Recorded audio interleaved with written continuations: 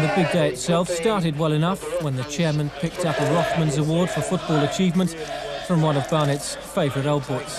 Forward, all success to you, mate. Thank you very much.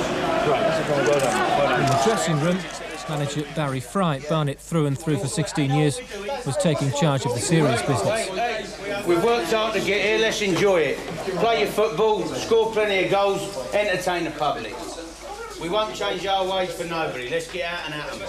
Good luck. God bless you. And the boss couldn't have wished for a better response. 6 minutes into their Football League debut, Jeff Cooper split the Crewe defence. And like cousin Steve, Gary Bull doesn't miss too many from there. The new boys were off to a fairy tale start, but it was all too good to be true.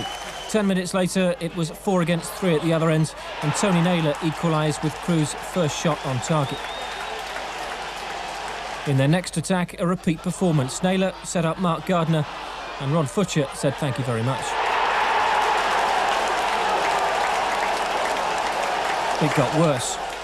On 26 minutes, the Barnet defence went one way, so Rob Edwards went the other. And all of a sudden, being in the big time wasn't quite as much fun. But defensive frailty seemed to be catching. Duncan Horton's big boot transfixed the Crewe defence, and Mark Carter made it 3-2 just before the break. And if Carter had made more of a golden chance 10 minutes into the second half, there might have been a happy ending.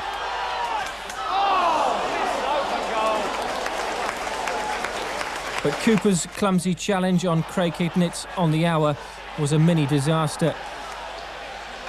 Hignett put away number 4, and it was downhill at Underhill after that.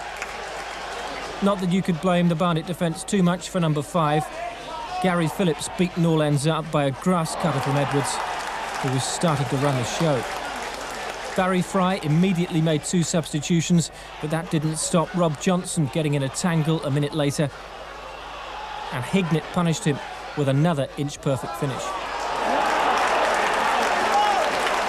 Quite a few Barnet fans were on their way home by the time Gary Bull proved again how important he's going to be this season by poaching his second. But the agony at the other end hadn't finished, as Crewe made it a magnificent 7 and Edwards completed his hat-trick.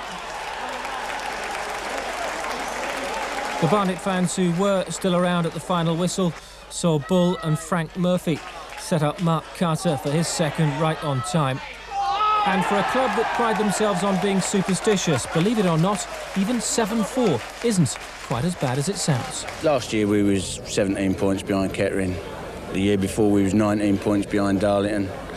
And we haven't won our first game for about 4 or 5 seasons.